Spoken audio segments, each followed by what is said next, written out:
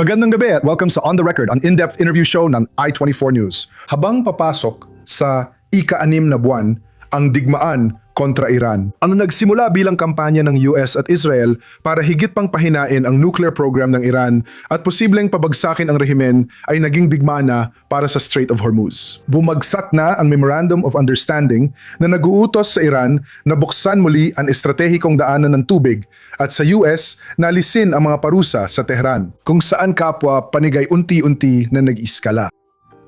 Inatake ng US ang mga target militar ng Iran sa Kipot. Patuloy inaatake ng Iran ang mga komersyal na barko sa mga bansang Arabo sa Gulpo at Jordan.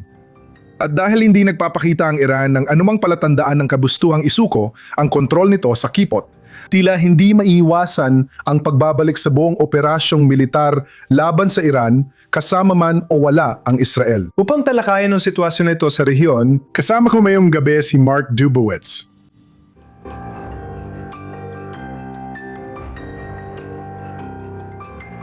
Si Dubowitz ang CEO ng Foundation for Defense of Democracies, isang non-partisan think tank sa Washington, D.C. Isa siya sa mga nagdisenyo ng Maximum Pressure Campaign laban sa Iran at host ng Iran Breakdown Podcast. Mark, maraming salamat sa pagdalo mo rito mismo. Karangalan kitang makasama, lalo na ng harapan. Salamat. Gaya ng sabi ko sa panimula, walang tigil putukan, patay na ang MOU. Walang usapang nuclear. Tuloy-tuloy ang pag-atake ng Iran sa rehiyon. Tinanggihan nito ang panukala para sa magkatuwang na pamamahala sa Strait of Hormuz kasama ang Oman. Sino mayon ang may kontrol at nagdidikta ng takbo ng mga pangyayari at ng sitwasyon dito? US ba ito o Iran? Sa tingin ko, ang US ang may kontrol. Ibig ko sabihin, nakikipagdigma ang Iran sa Estados Unidos sa loob ng 47 taon mula noong Rebolusyong Islamiko noong 1979 at tanging sa ilalim lang ni Pangulong Trump tayo tuluyang gumante. Nagsimula tayong gumante nung unang termino ni Pangulong Trump at ngayon tayo, kasama ang ating kaalyado sa Israel, ay umatake na laban sa Republikang Islamiko. Ngayon, pinakamahina ang Republikang Islamiko sa loob ng 47 taon. Sa tingin ko, sa mas malawak na pananaw, tayo ang nagtatakda ng takbo ng mga pangyayari. May boses pa rin ang mga Iranian sa usaping ito at patuloy silang nagsisikap na manatiling buhay at lumaban hanggat kaya nila. Tingnan mo, tungkol dyan, naiintindihan kong sinasabi mo. At itong weekend, nakita natin, alam mo, itong klase ng sitwasyon na si Pangulong Trump ay muntik na mag-utos ng malalaking pag-atake sa Iran, pero sa huling sandali ay pinatigil niya ito. Ayon sa mga ulat, ito ay dahil sa kakulangan ng mga interceptor. Kahit itinanggi ni Trump ang mga ulat, nangyari na ito noon. Noong Mayo, nagkaroon din ng katulad na sitwasyon kung saan may mga usapan tungkol sa nalalapit na malaking pag-atake ng US sa Iran. At yun din ay napigilan sa huling sandali. Noon, ayon sa ulat, pinipilit ng mga bansang Arabo sa Gulpo si Trump na iwasan ang mga ganitong pag-atake. Kaya ba ito ay isang taktikalan ni Trump para pahabain ang prosesong ito? Paasahin ang mga Iranian hanggang sa midterm elections sa Nobyembre. Palagi ko, ginagawa lang ni Pangulong Trump ang gusto niya para lituhin ang kalaban. Kaya hindi alam ng mga Iranian kung gusto ni Trump ng kasunduan o durugin sila. Ginagawa niya pareho ng sabay. Sa tingin ko, natuklasan ni Pangulong Trump, tulad ng marami noon sa gitnang silangan, na mas mainam na sabay lumalaban at nakikipag-usap kaysa lumaban at magdeklara ng tigil putukan. Makipag-usap, tigil putukan, laban at magpatuloy ng sunod-sunod. Yan ang dynamicang umiiral ngayon. Sa tingin ko, mas sabay-sabay natin itong ginagawa. Maaaring mag-utos si Pangulong Trump ng mga pag-aatake militar sa susunod na 1 o 2 araw matapos barilin ng mga Iranian ng ballistic missiles ang mga tropang Amerikano sa Jordan. Sinabi niyang matindi nilang tatalunin ng mga iyon at nagmura siya. Hindi ko nababanggitin pero sinabi niyang aatake sila. Ano namang mababago nun? Sa tingin ko, sa pinakaugat, ang rehimeng ito ay desperado. Mahina sila. Ginamit nila ang nag-iisa nilang alas, ang Hormuz, sa maling panahon dahil mahina sila. Si Ali Khamenei, ang kataas-taasang pinuno, ay napatumba noong Pebrero 28 sa pag-atake ng Israel. Matiyaga siyang kataas-taasang pinuno at nasa kapangyarihan mula 1989 at 89, isa sa pinakamatagal na diktador sa mundo. Gusto niyan magtayo ng missile shield gamit ang libu-libong ballistic missiles na banta sa Israel, kasosoy natin sa Gulpo, puwersa at embahada ng US. Sa ilalim ng missile shield na yon, magtatayo ng mga sandatang nuclear, gumawa ng mga intercontinental ballistic missile para tamaan ang mismong lupain ng Amerika. Alam mo, 500,000 drones at ekonomiyang kayang tiisin ang presyur ng Amerika. Napatay siya sa strike at pinalitan ng anak niyang si Mojtaba Khamenei na hindi pa natin nakikita at nasa malalim na bunker. Hindi rin natin alam kung buhay pa siya. Ginagamit nila at ng IRGC ang Barahang Hormuz sa kahinaan nila. Sa tingin ko, si Admiral Bradley Cooper ang namumuno sa CENTCOM. At ang militar ng US ay napakahusay sa pag-neutralize ng maraming banta militar sa Hormuz. Pwede natin talakayin ang natitirang mga banta. Sa tingin ko, mas maliit ang problema sa militar, pero mas malaki ito bilang issue ng insurance at maritime insurance para sa mga tanker at may-ari ng barko, at sa kahandaan nilang idaan dito ang mga kargamentong ito. Pero tinan mo, ang ibig ko sabihin, gaya ng ipinaliwanag ko sa aking panimula, ang pangunahing layunin ng US at Israel sa pagsali sa operasyong ito laban sa Iran ay ang issue ng nuklear. Hindi natin yon pinag-uusapan na yon. Ang ibig kong sabihin, hindi lang tayo, kundi pati Iran at ang US. Dapat sana ay magsasagawa sila ng negosasyon tungkol sa nuklear bilang bahagi ng MOU. At kung naghintay lang sana ang Iran ng 60 araw, sila sana ang may buong kontrol sa kipot at baka nagkaroon pa ng usapan tungkol sa nuklear. Pero hindi napigilan ng Iran ang sarili nila. Nagsimimula silang umatake ng mga barko, pero wala namang naganap na usapan tungkol sa nuklear. Kaya ano na ang lagay ng bantang nuklear na yon? Sa totoo, sa unang pagkakataon, sa loob ng 20 taon, wala nang nuclear enrichment. Ibig kong sabihin, matinding pinsala ang ginawa ni na Pangulong Trump at IDF sa nuclear program ng Iran. Napakalaki ng inatras nito pagdating sa kakayahan sa enrichment at sa mga advanced na centrifuge. Mga pasilidad ng enrichment, mga siyentipiko ng armas. Ibig ko sabihin, talagang napakapeligro ng kalagayan natin bago ang Operation Midnight Hammer at Rising Lion. May sapat na enriched na material ang mga Iranian para sa 22. Sila ay ilang linggo o buwan na lang bago magkaroon ng nuclear warhead. Halos nawasak na ang programang yon. Palagay ko, mali ang decimated kasi ibig nito sabihin nabawasan ng 10 lang. Sa tingin ko, halos tuluyan na itong nabura. Ngayon, ang natitirang problema na lang ay ang tinatawag na Pickaxe Mountain. Sana magkaroon tayo ng pagkakataon na mapag-usapan yon. Pakiusap. Ano po ang kahalagahan ng lawang yan? Ang Pickaxe Mountain ang huli, ang lugar kung saan maaring puwin ng Iran ang isang kumpletong programa ng sandatang nuklear. Ito ay 300 hanggang 400 at 50 talampakan sa ilalim ng lupa, isang bundok na nababalutan ng granite. Inilipat na ng mga Iranian doon ang libu-libong natitirang advanced na centrifuge. May spekulasyon na baka nailipat na rin ang mga na-enriched na material pero di pa kumpirmado. At kung irilipat nila yon, magtatayo sila ron ng produksyon ng uranium metal at ililipat din nila ron ang mga siyentipiko sa armas. Posibleng may lihim silang buong programa para sa sandatang nuklear. Kaya sa tingin ko, nitong mga linggo, buti na lang, lumitaw na ang isyong ito. Pinag-uusapan nito ni Pangulong Trump, si Punong Ministro Netanyahu, at halos lahat ay pinag-uusapan na rin ng Pickaxe Mountain. Malinaw na sinabi ni Pangulong Trump, haharapin niya ang Pickaxe Mountain at itatama ang isang misil sa mismong bungad nito. Pero mas komplikado ang operasyon. Pero kahit papaano, pinag-uusapan na natin ngayon ng isang bagay na dito sa FDD, matagal na namin pinag-uusapan. Siguro mga 2, 3, 4 na taon na. Sa wakas, nabibigyan na ito ng pansin, kaya bumalik sa usapan ang issue ng nuclear. Ang Hormuz naman ang naging sandata ng malawakang paggambala at paglilihis ng atensyon. Sa tingin ko, pansamantala lang nawala sa usapan ng sandata ng malawakang pagkawasak. Siguradong mahigpit na minomonitor ng Mossad, Unit 8200, NSA at CIA ang pagsisikap ng Iran na buuin muli ang kanilang kakayahan sa nuclear at missile. Ngayon, ang Pickaxe Mountain, ito ang lugar malapit sa Natanz na halos isang komprehensibong pasilidad nuklear. Maaring may enrichment operations doon, hindi lang natin alam.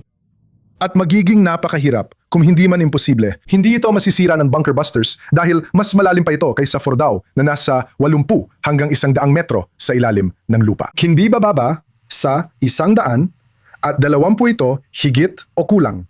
Kung hindi mo kaya sirain mula himpapawid, halos isang opsyon na lang natitira sa lupa. Hindi mo ito masisira mula sa himpapawid, pero pwede mo hadlangan ang pag-access ng mga Iranian sa pamamagitan ng pagbomba sa mga pasukan, daanan, ventilation, at energy grid na nagpapatakbo rito. Pero tama ka, kung magtatayo sila ng enrichment facilities, magkakaroon ito ng maraming magkakaugnay na pasilidad sa iba't ibang lalim dahil napakalalim ng pagkakabaon nito. Mahirap ulitin mula sa himpapawid ang ginawa natin sa Fordo at Natanz. Naiwan na lang ang mga special forces na malinaw na napakadelikadong ipadala sina Shalag o Delta Force at syempre ang panganib ng mga nasawi o bihag. May Israeli na mga kumpanyang nagde-develop ng teknolohiya. Magiging panauhin ko pa nga sa podcast kung Iran breakdown ng CEO ng isa sa mga kumpanyang yon. Bukas, para mapag-usapan ang ibang alternatibo. Pero may mga nakakaintrigang pag-unlad gamit ang robotics at makabagong teknolohiya na posibleng wasakin ang Pickaxe Mountain. Maraming matatalino ang nagtatrabaho ng matagal para lutasin ito. Kaya iyan ang usaping nuklear. Pero sa ngayon, nakatutok ang pansin sa Hormuz. At ayon sa US, manapagtatasan ng intelihensya ang patuloy na pag-atake ng US sa kasalukuyang lawak nito. Hindi ito sapat para baguhin ang posisyon ng Iran sa negosasyon. Ang pinag-uusapan natin ay isang lalong tumapang na rehimen. Ngayon, tinatawag na nilang Operation Victory ang kanilang mga operasyon sa mga bansang Arabo sa Gulpo. Malaki itong pagbabago mula sa dating tinawag na True Promise Operations laban sa Israel na nanangakong laging gaganti sa bawat pag-atake ng Israel. Sinasabi nilang nanalo sila at patitibayin pa nila iyon. Ano ang magagawa ng US para mabasag ang deadlock na ito? Tingnan mo, nagiging arogante ang rehimen kahit mahina na sila. Puno sila ng ingay at galit na kadalasan walang saysay. Sasabihin ko ulit, meron silang mga banta. Meron silang mga missile, meron silang mga drone. Sila ay isang estorbong militar sa Hormuz. Pero abala lang sila, sa tingin ko, magaling si Admiral Cooper sa pag-neutralisa ng maraming banta ng missile, drone, at mga mabilis na barkong pangatake sa Hormuz. Ngayon, problema na ito sa insurance, gaya na nabanggit ko. Sa tingin ko, ang mga pribadong insurance company tulad ng Lloyd's of London at Insurance Club sa UK ay alinman sa tumigil na sa pag-insure ng mga tanker or kaya itinaasa ng mga premium. At sa tingin ko, talagang kinakailangan na ngayon na pumasok ang mga soberanong gobyerno magtatag ng International Maritime Insurance Fund. Kung 20 bansa ang mag-ambag ng tig $20 bilyong, may $400 bilyong na sovereign insurance. Hindi lang ito tungkol sa kipot ng Hormuz. Natutunan din natin na yon. Alam mo ba, gusto ng mga Houthi, teroristang grupo na suportado ng Iran sa Yemen, na isara ang Bab al-Mandab. Meron kang kipot ng Gibraltar na magdudulot ng matinding problema para sa mga Europeo. Meron kang kipot ng Malacca na magdudulot ng matinding problema para sa mga Singaporean, Hapones at Indiano. Ang mga Timog Koreano, mga kaibigan sa Indo-Pasipiko, at ang kipot ng Taiwan. Araw-araw binabantayan ng Partido Komunista ng China kaya marami tayong choke point. Sa tingin ko, ang magandang balita tungkol sa Hormuz ay nilaro ng mga Iranian ang barahang yon sa pinakamahina nilang punto. At ito ay nababawasan na ring asset. Ibig kong sabihin na yon may mga Saudi, Emirati at iba pa na gusto magtayo ng mga alternatibos sa Hormuz. Iba pang mga pipeline tulad ng East-West Pipeline na ginagamit ng mga Saudi para magpadala ng 5-6 na milyong bariles kada araw papunta sa Pulang Dagat. At ang Fujairah Pipeline na ginagamit ng mga Emirati para makalampas sa Hormuz. Parehong bansa ay kasalukuyang gumagawa ng karagdagang mga pipeline at may mga karagdagang pipeline na ginagawa o nasa plano pa lamang. Kasama ang mga pipeline na pwedeng umabot sa Israel at dumiretso sa Mediterranean bilang karagdagang exit point ng langis at kalakal mula gitnang silangan. Ganito na ba ang magiging sitwasyon sa mga susunod na buwan? Sa tingin ko, tiyak sa mga susunod na buwan at maging sa darating na mga taon, matutuklasan ng Islamic Republic na sa paggamit nito sa Hormuz bilang baraha noong nasa pinakamahinang kalagayan nito. Dahil sa matinding pangangailangan, nagbunsod ito ng isang pangunahing pagbabago sa daloy ng pandaigdigang supply ng enerhiya mula sa gitnang silangan. Darating ang panahong mawawala ang halaga ng Hormuz.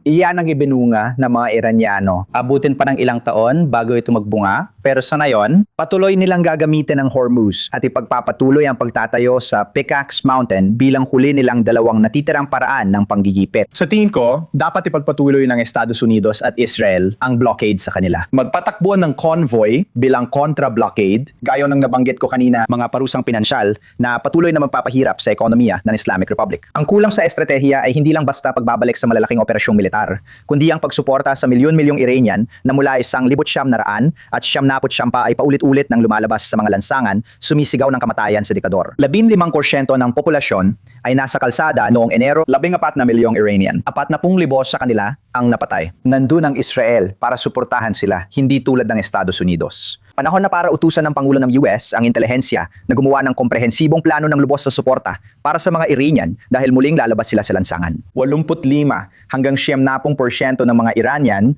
ay kinamumuhian ang rehimeng ito. Alam nilang hindi sila mabubuhay sa ilalim ng rehimeng ito, kaya kailangan nila itong pabagsakin. Mga Iranian sundalo mismo sa lugar. May moral at geopolitical tayong obligasyon na suportahan sila kapag bumalik sila. Ngayon, nabanggit mo ang Israel at nangyayari ito habang nasa gilid lang ang Israel. Kakaiba ring isipin na may rehiyonal na digmaan sa gitnang silangan pero hindi aktibong kasali ang Israel. Sa ngayon, hindi pa sila kasali. Kahapon, nagita si punong ministro Netanyahu mulay kasama si Pangulong Donald Trump sa White House. Ayon sa iyong narinig at naunawaan, ano ang kanilang tinalakay? Sa tingin ko, nag-usap ang dalawang leader at magkasundo sila. Ibig kong sabihin, laging maraming usapan sa Washington, sa Israel at sa buong mundo tungkol sa relasyon nila na hindi sila magkasundo. Magkasundo sila, hindi sila magkasundo. Para sa akin, para lang yun sa mamamahayag at influencer. Sa tingin ko, wala pang kapantay ang koordinasyon ng Estados Unidos at Israel. Wala pang kapantay ang koordinasyon ng mga leader na ito. At tinalakay nila ang susunod na plano. Ano ang plan B? Ngayon, nais ni Pangulong Trump subukan ng diplomasya. Sa palagay ko, hindi pipigilan ni punong ministro Netanyahu yon. Sasabihin niya, subukan mo na anong nakaraan, sinubukan natin gamit ang MOU. Tulad ng inaasahan, hindi sumunod ang mga Iranian. Subukan mo ulit. Malamang hindi ka makakagawa ng malaking progreso, pero gawin mo ang lahat ng makakaya mo, Ginoong Pangulo. Pag-usapan natin ang plan B. Ano ang mangyayari kapag nabigo na naman ang diplomasya? Ano ang gagawin natin na magkakasama? Ano ang gagawin natin na magkakahiwalay? Paano makakatulong ang Israel? Dinala ni Pangulong Trump ang bansa at ang buong mundo sa isang opensibong posisyon laban sa Republikang Islamiko ng Iran. Nakinabang siya sa pagkakaroon ng Israel, isang malapit na kaalyado. Sa tingin ko, hindi pa tayo nakipagdigma kasama ang kaalyado na ganito, kalapit, kaintegrado at mahusay lumaban sa kasaysayan ng militar ng US. At kaya, syempre, maaring gustuin ni Pangulong Trump na isama ang Israel dahil sa iba't ibang operasyonal na dahilan. Maaring isipin niya ang kaya na ng militar ng US ito, kaya mas mabuting huwag ka munang makialam, Israel. Ngayon, may kanya-kanyang schedule sa lokal na politika ang dalawang leader. Eleksyon sa huling bahagi ng Oktubre sa Israel at midterm elections sa US sa Nobyembre. Sa palagay mo ba, naapektuhan nito ang desisyon ng dalawang panig? Ibig ko sabihin, walang duda para kay Pangulong Trump. Alam mo, malinaw na gusto niya mapanatili ang House at Senado at maaaring magpalala ito ng mga bagay. Pero sa tingin ko, minsan nagkakamali ng kalkulasyon ng mga Iranian tungkol sa politika ng Amerika. Iniisip nila na kapag mawalan si Trump ng kontrol sa House at Senado, na magiging limitado na siya sa natitirang bahagi ng kanyang pagkapangulo. At ang totoo niyan, kahit mapanatili niya ang Kamara at Senado, ang ginagawa ng mga presidente sa huling 2 taon nila dahil madalas silang matalo sa Kamara at Senado, lumilipat sila mula lokal na politika na hinaharangan ng oposisyon papuntang panlabas na patakaran at pambansang seguridad. Walang duda na magkakaroon tayo ng Pangulong Trump na mas malaya sa loob ng 2 taon para lalong dagdagan ng presyon laban sa Iran. Alam niya na ang kanyang pamana ay nakatali sa tagumpay ng kanyang pulisiya sa Iran. Gusto niya lumabas dito bilang panalo. Sa tingin ko, dapat mag-ingat ang mga Iranian. Si punong ministro Netanyahu, hindi ako eksperto sa politika ng Israel at iniiwasan ko ito. Malinaw na humaharap siya sa tunay na hamon at oposisyon habang papalapit ang eleksyon sa Oktubre. Kailangan niya ng tagumpay sa panlabas na pulisya na may papakita sa botante bilang sulip matapos ang mga linggo ng Israeli sa mga silungan at mga panganib na hinarap nila. At ang mga gastos na kanilang tiniis para masigurong hindi ito nauwi sa wala. At kailangan niya magpakita ng patunay ng tagumpay sa mga botanteng Israeli kung gusto niya magkaroon ng tsansa na muling mahalal. Gusto kong umatras at tingnan ang mas malawak na perspektibo sa rehiyon dahil ang mga pag-atake ng Iran ay nakatuon sa mga bansang Arabo sa Gulpo. Pangunahing US, mga base ng US sa mga bansa niyon ang pangunahing target. Ngunit, higit pa roon, tinarget din nila ang mahalagang infrastruktura noong 40 araw na digmaan at ngayon ay pangunahing tinatarget ang infrastruktura ng Kuwait. Ang US ay nagkaroon ng malaking kaswalti sa mga sundalo na napatay o nasugatan dahil sa mga pag-ataking ito. Pero ang mga bansang Arabo sa Gulpo, araw-araw silang inaatake ng Iran. Ano sa tingin mo ang epekto ng mga pag-ataking ito sa relasyon ng US at Gulpo? Hindi naman sila ang nagsimula ng digmaan, pero sila ang sumasalo sa pinakamatinding dagok ng agresyon ng Iran. Sa tingin ko, mahirap talakayin ang relasyon sa Gulpo dahil marami iba't ibang bansa sa Gulpo mula UAE, Saudi Arabia, Qatar, Oman, Kuwait, hanggang Bahrain. Ibig ko sabihin, iba-ibang pananaw at kalkulasyon nila. Sa tingin ko, kaalyado talaga ng Estados Unidos at Israel ang mga Emirati. Napagtanto nila na hindi sila maaaring makisama sa Islamikong Republika sa kasalukuyang anyo nito. Sila ang pinakatinamaan ng mga pag-atake. Sa tingin ko, maigit 2,000 misil ang natanggap nila. 1,800 ang bansang pinakamatinding tirahan. Pinakamatinding bansa sa lahat. Sa lahat ng ito, tingin ko handa talaga silang lumaban. Palagi nilang susubukang pababay ng tensyon sa mga Iranian at pigilan ang mas maraming rocket at drone na tumama sa glass tower nila sa Dubai. Naiintindihan nila na hindi sila pwedeng mabuhay sa ilalim ng rehimeng ito. Sa kabilang dulo naman ay ang mga Qatari. Alam mo, isang rehimen ng Muslim Brotherhood na malapit sa Islamic Republic of Iran. Kahit tinamaan ng Iran ang mga natural gas field ng Qatar, hindi pa rin maasahan ng mga Qatari bilang maasahang kaalyado ng US. Maring nagigising na sila sa realidad ng kung anong ibig sabihin ng magkaroon ng Islamic Republic bilang kapitbahay at ng Al Udeid Air Base sa Doha.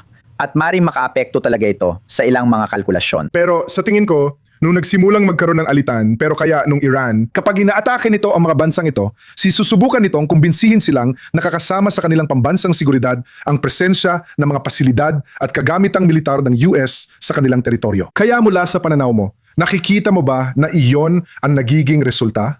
O baka kabaligtaran na ito ay nagdudulot ng pagkakaisa sa Gulpo o may iba't ibang kampo sa Gulpo? Gaya ng sinabi mo, ngunit pinalakas nito ang umiiral na mga relasyon, pinapalapit pa ang mga bansang ito sa US. Sa tingin ko, pinakamalalang senaryo ay kung biglang alisin ni Pangulong Trump ang mga tropang Amerikano mula sa mga bansang Gulpo at magbukas ng malaking airbase sa Israel para sa Central Command. Ibig ko sabihin, alam nila na kung wala ang US doon, madali silang maging target ng Islamic Republic at Islamic Revolutionary Guard Corps. Kaya kahit kinakabahan sila, ginagawa pa rin silang target nito. Alam nila na kung walang suporta ng US, mas malala ang kanilang magiging problema. Kaya sa tingin ko, kakampi natin ang mga Emirati. Ang mga Qatari, sila ay naglalaro ng sarili nilang laro, hindi kakampi sa atin. Laging nagtatabi ng opsyon ang mga Saudi. Kung tingin nila na ang Estados Unidos ay nakatuon sa pagtatanggol sa kanila, nakatuon sa rehiyon at haharapin ng Iran, kakampi natin sila lalo na kamakailan. Magkasamang umatake ang Saudi at Amerikanong Air Force sa Iraqi Shiite militia na suportado ng Iran na umaatake sa infrastruktura ng enerhiya ng Saudi gamit ang mga drone. Kakampi natin sila. Sabay silang lumilipad kasama ng Air Force, tinatarget ang mga iyon. Sa kabilang banda, kung iniisip nilang aatras tayo o gagawa ng maling MOU na magbibigay sa Iran ng kapangyarihan sa Strait of Hormuz at daan sa mga sandatang nuclear, magtatabi sila ng option at kikilos para subukang palugurin ang Islamic Republic. Nakikipagkasundo sila sa mga Pakistani, Chino, at naghahanap pa ng ibang malalakas na taga-suporta. Kaya't ang Gulpo ay laging komplikado. Pero sa tingin ko, malaki ang pagkakamali ng Islamic Republic sa pag-atake sa mga bansang ito sa Gulpo at paglikha ng matinding sama ng loob na matagal bago mapatawad. Kung sakali man. Oo, habang kausap ko ang mga tao sa Gulpo, pareho rin ang naririnig ko at sumasang-ayon ako sa sinabi mo. Hanggang dito muna, lilipat na tayo sa huling bahagi ng palabas, ang rapid fire segment. Magpapakita ako ng 3 larawan at sagutin mo ng maikli kung maaari. Sabihin mo agad ang unang naiisip mo. Narito ang unang larawan. Ito si Punong Ministro Netanyahu at Pangulong Trump sa Oval Office kahapon. Pakinggan mo, 2 leader, isang pangulo at isang punong ministro sa panahon ng digmaan. Na sa tingin ko ay magka-close talaga, isang napakainit na relasyon pero minsan ay mahirap din gaya ng nararanasan ng mga leader ng mundo. Ibig ko sabihin, mahirap ang relasyon ni na FDR at Churchill nung ikalawang digmaang pandigdig. Naunawaan ng 2 leader sa digmaan na malaking banta sa kanilang mga bansa ang Islamikong Republika ng Iran at handa silang gumawa ng kinakailangan. Sige, dumako naman tayo sa ikalawang larawan. Ito si Netanyahu na nagsasalita sa sideline ng libing ni Lindsey Graham kahapon. Kasama si Pangulong Volodymyr Zelensky ng Ukraine. Muli, 2 pinuno ng mundo na parehong binabantaan ng isang mga kaaway, ng Iran at sa praktika, pati ng China, Rusya at Hilagang Korea. Sa tingin ko, pareho sila ng kaaway at kakampi. Kahit naging komplikado ang relasyon nila. Dahil hindi kayang gawing kaaway ng mga Israeli ang Rusya, sa tingin ko mas lalo pa. Alam natin na may kakayahan ng mga kaibigang Ukranyano laban sa drone na kailangan natin ng Estados Unidos at Israel. Alam ng mga kaibigang Ukranyano na kailangan nila ang suporta ng Estados Unidos at Israel. 2 leader ng mga demokrasyang nasa gitna ng laban sa isang alyansa ng mga agresor na may parehong kaaway at layunin. Kaya posibleng mas mapalapit ang ugnayan ng Ukraine at Israel sa inaharap. Oo, hindi lang. Sa palagay mo ba nasusulit ng dalawang bansa ang kooperasyon nila sa kasalukuyang mga limitasyong inilatag mo? Hindi.